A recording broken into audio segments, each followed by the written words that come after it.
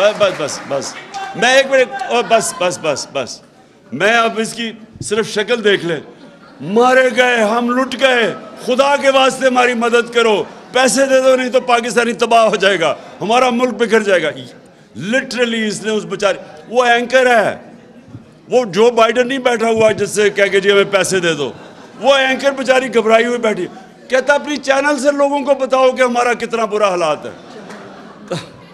Any way, اچھا جی, any way, آخر میں آپ کو فورن پالیسی کا یہ کہنا چاہتا ہوں. دیکھیں, جب یہ قوم ارادہ کرتی ہے, یہ قوم جب ارادہ کر لیتی ہے کہ ہم نے اپنے پیر پہ کھڑا ہونا ہے.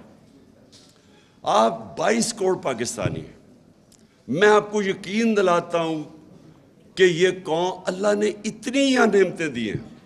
ہم ایک تو چائنا سے ہم بڑا نقصان ہوا ہمیں وہ 2 سال, کہ چائنا بند ہو گیا, ہم انویسٹمنٹ نہیں آ سکی, نہیں تو ہمیں کرنٹ اکاؤنٹ بھی نہیں ہونا تھا, کیونکہ ہمارے پاس انویسٹمنٹ آ جانی تھی کہ کرنٹ اکاؤنٹ نہیں ہونا.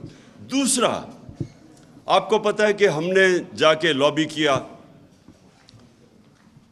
کانڈا ناسٹ جو ایک ٹاپ انٹرنیشنل میگزین ہے, اس نے کہا پاکستان از دا نیکسٹ ہالیڈے ڈیسٹینیشن, کہ وہ ملک جس کے پاس سب سے زیادہ جو چھپی ہوئی ہے, ہڈن پیراڈائز ہے پاکستان ٹورزم کے لیے. انفارچونیٹلی 2 سال کووڈ کی وجہ سے ٹورزم ساری دنیا میں ختم ہو گئی.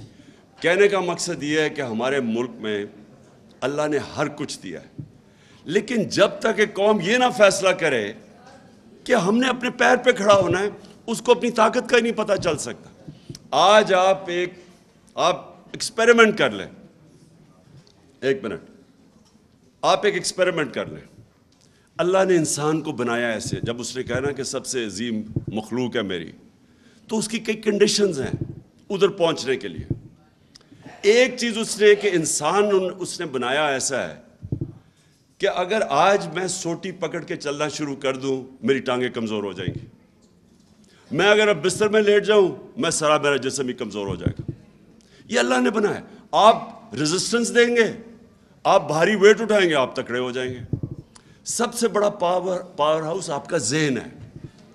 جب ایک انسان فیصلہ کر لیتا ہے نا کہ میں نے یہ کرنا ہے, دنیا کی تاریخ جو لوگوں نے بڑے بڑے کام کیے ہیں, وہ پہلے مینٹلی فیصلہ کرتے ہیں, پھر وہ ایک ہی پلان بناتے ہیں, پلان اے. کوئی ان کا پلان بی نہیں ہوتا, میں ادھر تک پہنچنا ہے چاہے میری جان چلی جائے. اس میں اللہ نے ہمیں اتنی طاقت دی ہے کہ وہ خود ہی انسان کی طاقت نکلنی ہے, اس کو اپنی طاقت ڈسکور کرتا ہے. وہ جب ایک قوم یہ فیصلہ کرے, اور جی دیکھیں عمران خان نے وہ دیکھیں کیا کہہ دیا, وہ روس چلا گیا جی, امریکہ ناراض ہو گیا. اچھا جی, اس نے نریندر مودی کو کہہ دیا کہ وہ ہٹلر سے انسپائرڈ ہے, دیکھیں انڈیا کو ناراض کر دیا.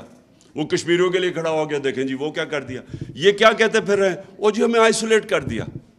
ان کا مطلب یہ ہے کہ آئسولیٹ نہ کیسے ہوتا ہے, ان کے جوتے پالش کرنے شروع کر دو, ان کے پیروں میں گر جاؤ. ان کا مطلب یہ ہے کہ لوگ اس کو اچھی فورن پالیسی کہتے ہیں. یہ فورن پالیسی تو آپ 50 سال سے کر رہے ہیں, تو اب تک تو پاکستان کو سپر پاور بن جانا چاہیے تھا لوگوں کی جوتے پالش کر کے. کیا کیا ہم نے نہیں کیا اس ملک میں, مجھے یہ بتائیں. کبھی سنا کسی قوم نے جا کے اپنے کسی اور کی جنگ میں 80,000 اپنے لوگ قربان کر دیے؟ کوئی دنیا میں اس کی مثال ہے؟ یہ ان کے 3,000 سے کم لوگ مرتے ہیں, آپ کے 80,000 لوگ مر جاتے ہیں, اور کوئی شکریہ تک نہیں کرتا اس کے, بلکہ ہمیں ذمہ دار ٹھہرا دیتا ہے کہ جو افغانستان میں ان کا فیلئر ہوا. اور میں جب یہ کہتا ہوں کہ پاکستان نے تو تمہارے لیے قربانیاں دی ہیں, وہ ہمیں ذمہ دار ٹھہرا رہے تھے کہ جی دیکھیں طالبان کو پاکستان بیک کر لیا تھا اس لیے وہ ہار گئے. اور مجھے آگے سے کہہ رہے جی یہ نہ کہو وہ امریکی ناراض ہو جائیں گے. میں صرف آپ کو یہ چیزیں اس لیے بتا رہا ہوں کہ اگر اس طرح کی ہم اپنے آپ کو ذلیل کر کے سمجھتے ہیں کہ پاکستان کوئی پیر پہ کھڑا ہو جائے گا, غلط فہمی میں نہ رہے. ہم نے ایمل کانسی کو پکڑا دیا, اس کے وکیل نے جا کے وہاں عدالت میں کہا جی جب انہوں نے اس سے جج نے پوچھا کہ یہ تو قانونی کارروائی نہیں ہوئی, اس کو اب ڈٹ کر کے لے گئے ہیں, تو کیسے ہو گیا یہ؟ اس نے آگے سے کہا جی پاکستانی اپنی والدہ بھی بیچ دیں پیسے کے پیچھے، ڈالروں کے پیچھے. تو ہماری وجہ سے ہم نے ذلت کمائی، ہم نے اپنے آپ کو ذلیل کیا. اس کو دوسرے کو، ایک رمزی یوسف، اس کو پکڑا دیا. ریمنڈ ڈیوس نے دن دہاڑے آ کے 2 پاکستانیوں کو قتل کر دیا، وہ چپ کر کے اس کو واپس بھیج دیا. کسی نے نہیں دیکھا کہ آپ امریکہ میں کر کے دکھائیں نا کسی اور جگہ پہ. پھر 400 ڈرون اٹیک کر دیے. کبھی ہوا ہی نہیں کہ دنیا کی تاریخ میں کہ آپ ان کی جنگ لڑیں وہ آپ کے اوپر ہی ڈرون اٹیک کر رہے ہیں. اس کی کوئی مثال نہیں ہے. اور جو فیصلہ کریں، جس کو جو ماریں کہیں جی یہ دہشت گرد ہے، کوئی ہم تحقیق کریں ڈر کے مارے کہ جی وہ ناراض نہ ہو جائے. اور اس سے اگر ہم نے یہ جوتے پالش کیے اتنی شیملیسلی اپنے آپ کو ذلیل کر کے، کیا اس سے کوئی فائدہ ہوا پاکستان کو؟ آج گرے ہوئے پیروں میں. آج جا کے نیو یارک میں بیکاریوں کی طرح بھیک مانگ رہے کہ جی ہمیں کوئی بچا لے، فلڈ آ گیا جی، یہ آ گیا، کسی طرح کوئی پیسہ دے دے. اس طرح کبھی قوم نہیں بنتی، کبھی آج تک دنیا کی تاریخ میں قوم نہیں بنی. میں بار بار مدینہ کی ریاست کی اس لیے مثال دیتا ہوں، وہ پہلے دن مدینہ کی ریاست ہی بن گئی تھی. انہوں نے جدوجہد کی تھی، انہوں نے مل کے، کمیونٹی نے 2 جنگوں کے اندر، جنگ احد اور خندق کے اندر، تو امہ کو خطرہ تھا کہ وہ بچیں گے بھی یا نہیں. فاقے کیے انہوں نے جب انہوں نے سیج کی ہوئی تھی مدینہ کی. نبی صلی اللہ علیہ وسلم نے 2 پتھر پیٹ پہ باندھ کے کام کر رہے تھے، وہاں قربانیاں دے رہے تھے. قومیں قربانیاں دے کے بنتی ہیں. بیکاریوں کی طرح بھیک مانگ کے، جوتے پالش کر کے کوئی قوم نہیں بنی آج تک. اور آپ کی فورن پالیسی ریفلیکٹ کرتی ہے.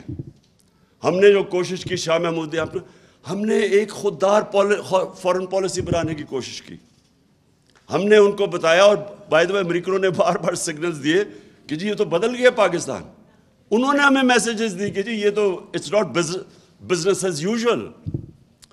اور وہ، میں آپ کو یہ بھی بتاؤں، میں ویسٹرن مائنڈ سب سے بہتر سمجھتا ہوں. وہ آپ کی عزت کرتے ہیں جب آپ اپنے نیشنل انٹرسٹ کے لیے کھڑے ہوتے ہیں. میں جب صدر پوٹن کے ساتھ بیٹھا 3.5 گھنٹے، میری بڑی لمبی بات ہوئی، بڑی باتیں ہوئیں. میں اس سے یہ بھی میں پوچھا، میں نے کہا مجھے بتاؤ باقی جو ورلڈ لیڈرز تھے، جو کیونکہ یہ تو بہت سب کو ملا ہوا ہے 20 سال سے، تو میں اس کے ویوز پوچھا. میں نے کہا فلانا کا بتاؤ، اس کا بتاؤ، اس کا بتاؤ، کیونکہ 3.5 گھنٹے ہو گئے تھے اور بھی بات کرنی تھی میں. تو میں نے اس سے پوچھا اردوغان کا. اب یہ سنیں ذرا. اس نے کہا اردوغان کا کہ دیکھیں یہ کئی دفعہ میں اسے، یہ ہماری پالیسیز میں کلیش ہوتے ہیں.